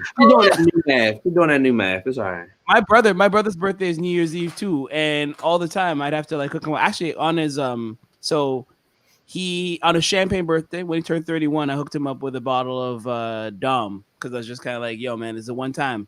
So one time's gonna work. So enjoy, have a good one, and yeah, that's the best gift I've ever given him. That's it. Ryan Seacrest. What are you talking about? The bowl coming down. On New Year's. I really Doug's heard me rant about New Year's Day. It's my least favorite holiday. I completely hate it. Now, I'm going to say that my reason for hating that holiday is the fact that New Year's Eve is my ex-mother-in-law's birthday. But I don't hate New Year's Day because my birthday's the day after. I just hate New Year's Day because it's just a contrived holiday and it just annoys me here. All of them are contrived, yes, but New Year's Day is the one that's really fucking unnecessary, in my opinion. Completely unnecessary. Somebody tell me why that holiday is needed. I just want to know one reason. Because of college football bowl games.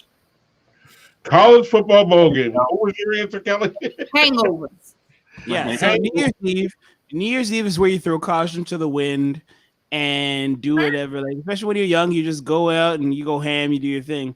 And New Year's Day is the day of repentance where you're just kind of like, oh shit, I fucked up last night and I'm gonna start this year out better. I need to be a better me because last year me was a hot mess. This year me is gonna be great, and then we do the same shit all over again. So when it was 2019 and people were cheering to get to 2020, I'm supposed to legitimize that shit, right? Oh, okay, right. Yeah. I was going to go a different route. I was going to say, now that we're in 2020, are you really fucking cheering for the next year to come in when it's... I don't know. I'm not cheering shit because I hate the holiday. I like it more than Kelly. Kelly, I as having a birthday January 2nd, I understand and feel your pain as far as having a birthday New Year's Eve, because that shit would even make me more angry about New Year's Day. It really would, actually, because I'm like, what is all this for? What is all this partying for? None of you are going to do the shit that you say you're going to do. Let's just get that too. Everybody has done by my birthday. Yeah, look at that. Great. 2020. Everybody's waiting for it.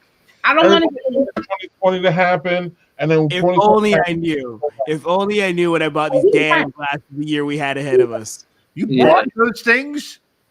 He's ready. But you know what's funny? Everybody had this great play on 2020. Like even us, like we had this our plan, our 20. I can't even remember what we said, 2420 or something like that. And then other people had a 2020 plan. Like everybody was super pumped about 2020 just because it was 2020 and everything was everything. And then you know, it's so crazy when you think about that now. Literally the worst year ever. Yeah. I was in the store the other day, and my total, the lady rang me up. She said it's 2020.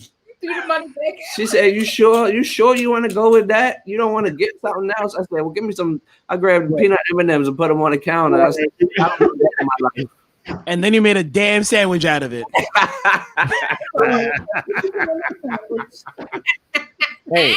Hey, I'm going to ask you a question. This is going to sound really dumb, and it's going to be the dumbest thing you've ever heard. I promise you. When you have to microwave something, and it's like I could hit 45 seconds. That's what I need. Do you change it to 44 instead of 45? No, not on the microwave. You know why I'm asking that? Yeah, I do know why. Yeah. I don't ever think Trump is 45. Fuck that Yeah. guy. I'm making it 44. Yeah. it usually the 45 doesn't come to me. But you know what? I did a long time ago. I stopped. There used to be a saying that at least I know in Baltimore where people would say pump like Trump. And yeah, so that we had to let that go. Yeah. I ain't never pumped like Trump. No. I'm older than you. I don't know if you heard it. Like some people say they never heard it, but that was a real like local colloquialism. I heard that, and I lived in Harrisburg for years. And and I heard that there, and I was like, when you said that, I'm like, I remember fucking people saying that shit. Yeah, and had to let that one go. Yeah, fuck that thing. These are 4 years. Hey, soon we're going to be out of that particular nonsense. We're still going to have to deal with fucking McConnell and all his nonsense, but yeah, at least we don't wake up every day wondering if the president has pissed off some fucking country and we're going to be in the middle of a fucking war the next day because he was an idiot. So or did Casey just get the 45 joke? I 100% did. I was just like, what are you talking about? Like, what's going on? And then it's like, oh, right. Okay. Got you. Oh, 45. That's like at the comedy show, he's like, yeah, you're going to laugh at that on your way home in the car. Like,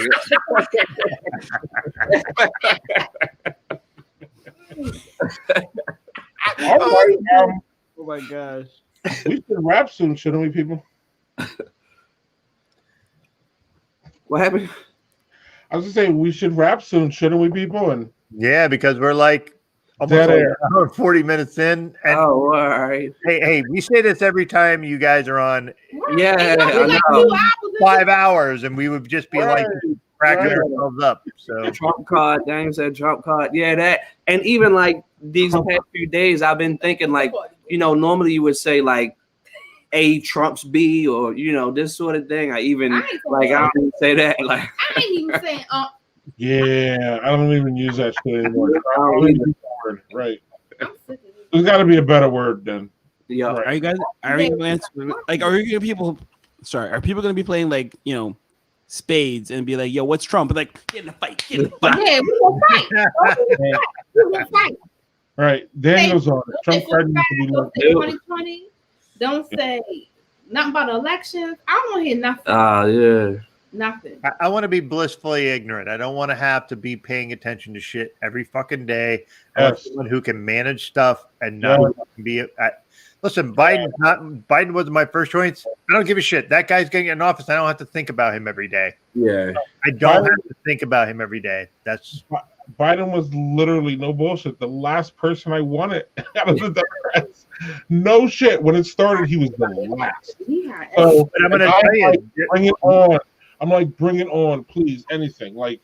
Yeah, and then you see all the people he's bringing into his cabinet, like as president, like Jesus fucking Christ. He's actually he said that he's just a bridge, and he's making that. And like, I don't know, I'm in.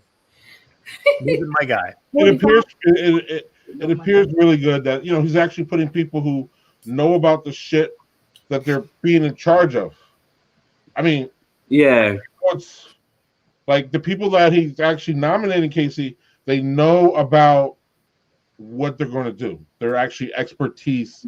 And so, you know what I mean? So, like, there's a Treasury Department, and the lady who does it, she's been working there and around that stuff for her whole life. I'm like, she's not just like, you know, the president's daughter who, you know, needs to. Anyway. So I would say literally, you're the president's daughter. Literally. Sorry. I'm not oblivious. Sorry, Matt.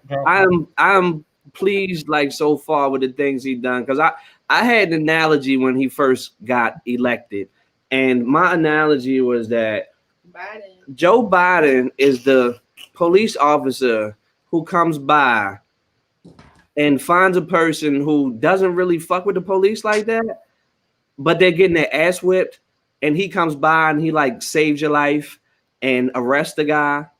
You don't have more trust for the police, but you appreciate what he did. So he was that guy. He came along and we appreciated what he did. It doesn't mean like he was our favorite, because he absolutely wasn't. His campaign was totally dead in the water at one point, like, right. You know, and then shit turned around. But I will say that's how I was looking at it, because you know, on election, you know, a lot of people after that were acting like they was just fucking with him the whole way, like, oh yeah, he's out. Right.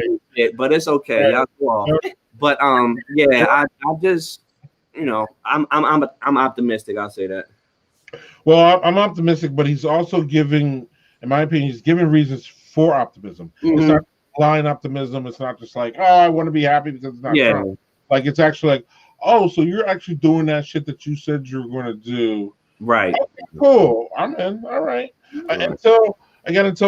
Joe needs to. My thing with Joe is that two things with Joe. Number one is I don't like this. Oh, we should just let these people get away with all this criming that they did, so we gotta heal. And I'm like, Joe, the only reason I'm going to heal is to see these bitches in jail. So that's part of my healing, Joe. Yeah. So we got to get that part. We got to work on that, brother. Yeah, no, we don't need Nelson Mandela right now. We don't need all of that. Right. And then I don't know. He came out a couple days ago. I don't know if you saw, and was like really like I think maybe he was campaigning, but he was really strong about Trump and all this bullshit. So I'm like, okay, good. Like he came out like angry about it. And I'm like, all right, Joe, good, because you know a lot of us are angry about them still trying to reverse the election that was way over like 6 months ago. Yeah. And to see that he was pissed off about it, that was good. Point number two is Joe needs to be stronger on legalization of marijuana. I'm tired of this hedging and this hodgepodge shit. It's less about legalization. It's more about decriminalization. I didn't want to. Yeah, letting people out of jail who are in jail. They just let somebody out who went to prison for life for $20. Yeah. Yeah. Like this is like it's less about me getting my weed. Let's just be real. It's less about y'all not smoke weed yet. I'm going to get my weed and I'm going to smoke. Like how can y'all not smoke weed yet? Like it's like that's a Friday night here in Canada. Because it's every night. So let me break it down for you, Casey. Let me break it down for you, Casey. We did not smoke weed yet because we keep electing a bunch of old ass dinosaurs who can't get with the fucking times and the will of the people. The American people want federally legalized marijuana.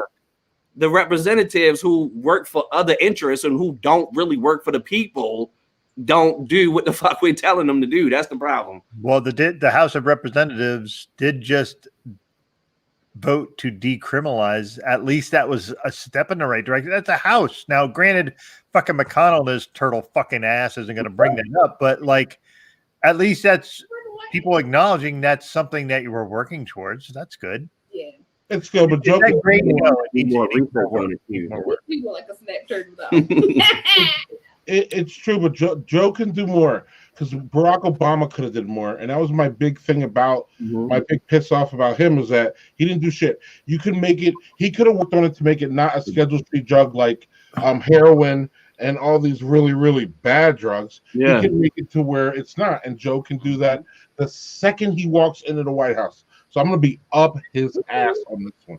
Motherfucker better get it done. And he better listen to Kamala Harris because she's right. Like she is where, if you look at her policy, she's where we need to be as far as marijuana. She wants to legalize it, decriminalize it, all that. So he better listen to the black woman in the room. Thank you. I hope so, because I'm tired of just seeing them capitulate.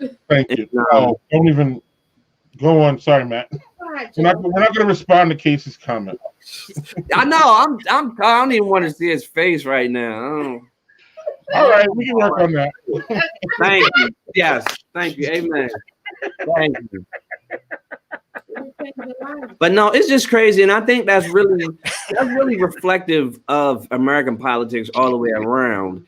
In that, so often you got two things at play: the representatives don't really represent us; they represent corporate interests. And two, we vote against our own interests. Joe Biden. So we get caught in that whole thing of, oh, well, can he beat Trump?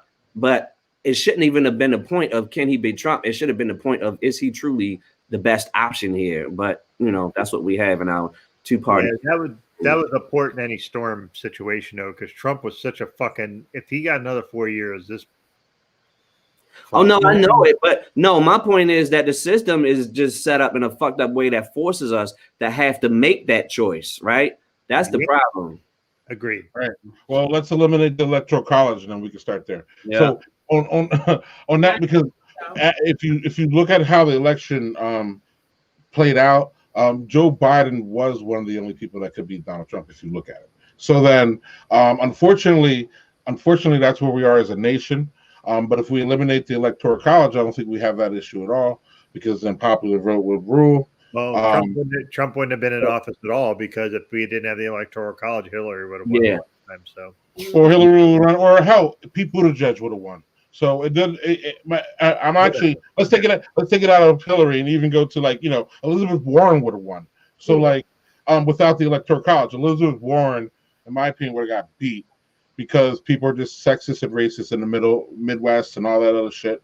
So they can't even look that the woman wanted to help everybody, and her plans really had more of a I'm trying to help people than even Joe Biden. You know, Joe Biden's great compared to Trump, but Elizabeth Warren went an extra step, and people are like, "What? I don't even know what she's talking about." So anyway, or even Pete Buttigieg, any of these people that we liked, hell, man, Cory Booker and Kamala Harris, people looked at them and were like, "Meh."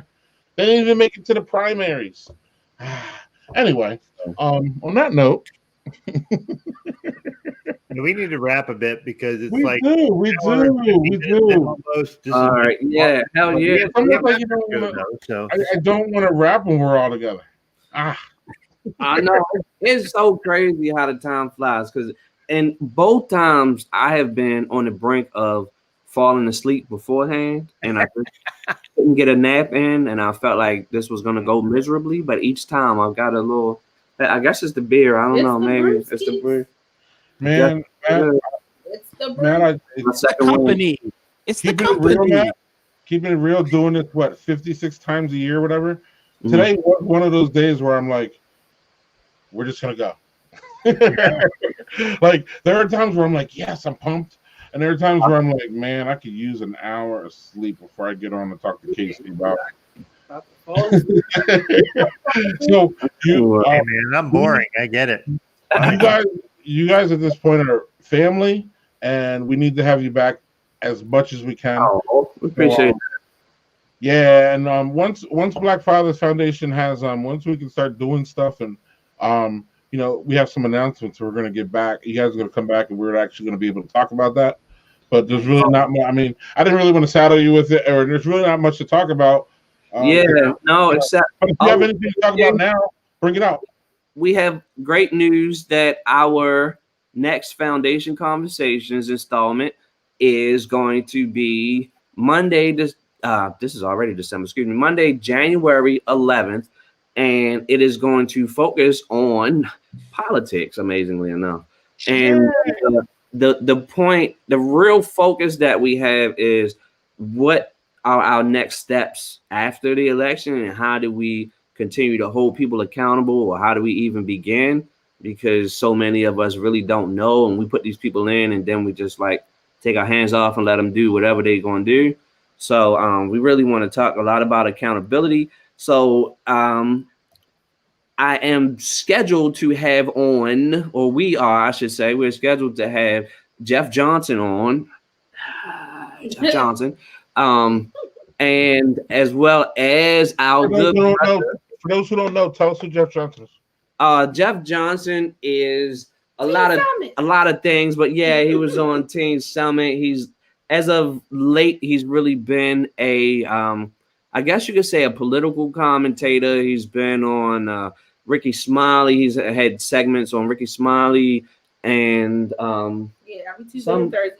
Ricky Smiley still, and he's been on other shows, and he does his own stuff too. Yeah. He recently put together, he hasn't put it out yet, but he did interviews. I was one of the interviewees, and he's asking about, it's focused on fatherhood and how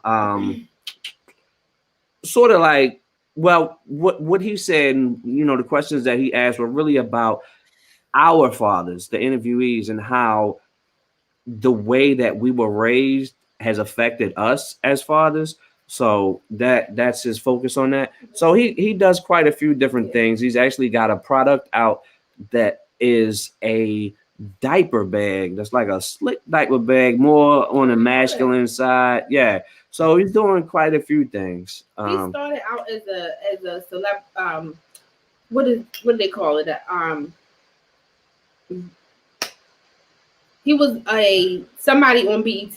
Like when BET first started, he used to do like Teen Summit. I don't know if anybody remembers that, but he's an activist and always talks about, definitely an activist involved in a whole lot of things. So yeah, he talks about the political piece and then putting things into motion, and always gives advice for things that we can do and things we need to be on the lookout for, and about situations and fighting against injustices and things like that. So he's definitely astute on the political side.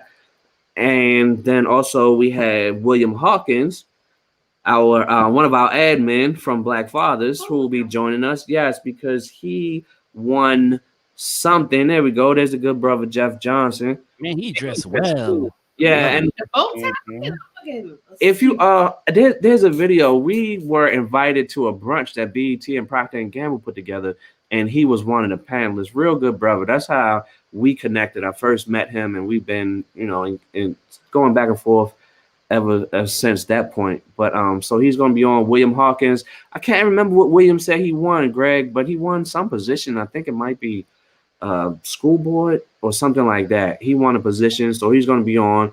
And then we have another brother, Malik Johnston, who I can't remember his position either, but I know he ran for office and he was successful in his first campaign. So just really want to get a kind of roundabout view. We have somebody who is it was an analyst and on the outside, and then we have the two elected officials who will also be talking. And then everything we do is balanced out with fatherhood. So we talk about the other side, whatever you're doing out in the world, and then how you balance that with coming home to your family and raising your kids and all that stuff. So there it is. I love it. We'll see you guys. Without a doubt, during the spring, you guys come back? Absolutely. Count us in for sure. Whenever you need. I think you guys should come back quarterly. Every quarter you come back, spring, summer. That works for me. It's a great excuse to years I haven't had before.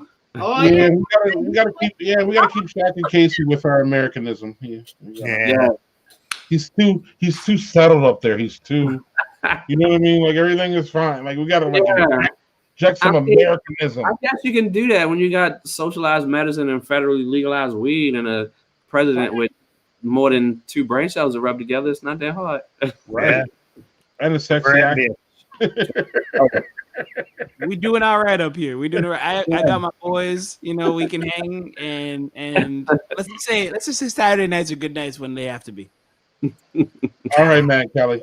Thanks for coming on. Matt and Kelly, thanks for being here. Thank you for having us. It's always a blast. Thanks for having me with you guys. We'll talk to you in post-production if you stick around. Yeah. See you soon. All right. Cheers. Thank you. Oh man, Always fun. Yeah, Casey, why don't you give us a rundown of what your fantastic beers were this evening, sir? I don't know if I call any of them fantastic, to be honest. How about it? You just say what you had and then what you liked, and then we'll figure out whether that was fantastic or not, or you figure it out. How about that? I'm trying to find my third can. I don't even know where it went. It's that bad over here right now. Okay, well, I had my can that went missing, even though it's not that big a room. But my can that went missing is an Italian Pilsner, which smelled funny, and I didn't quite know what was going in my system. It was a weird experience. I wonder why it went missing. I was like, I don't know what happened with it. The guava goes, like I said, it was a old canning of August the 21st, 2020. So it wasn't as crisp as it could be. And by default, the Sons of Kent Earl English Mild Earl Grey tea was good, but Sons of Kent, I don't know you guys. I want to know you better. I'm going to look you guys up after this to see what else you have out there, because Collective Arts Earl Grey wheat was killer and it's a very smooth drink. So I'm going to find out more about Sons of Kent and see if there's something that's more to my palate. This is a 3.1. I'm used to stuff that's a little stronger. This is classified as a light beer, so there will be some investigation going on to see if I can find something that is more my taste. But I was here for the company, not for the drinks, so I'll take it. Yeah, that's usually the theme. So I got my qualified pills here. That was fantastic, crisp, and wonderful. I'm not doing them in any order because I don't remember them in that order. Anyway, crispy little from Suarez. I have some more of that. Crisp, light, fun. Thanks, Daniel Fisher. And then this one was that pumpkin spice, like eating a damn pumpkin pie. It was really, really good. And it was funny. I was just on a stream on Wednesday. I think, Doug, you saw some of it where I was talking about how I don't like pumpkin beers that are low ABV. This one proved me wrong. So that's a great one. And then we won't talk about Monumental IPA from Port City because it was an old IPA. Doug?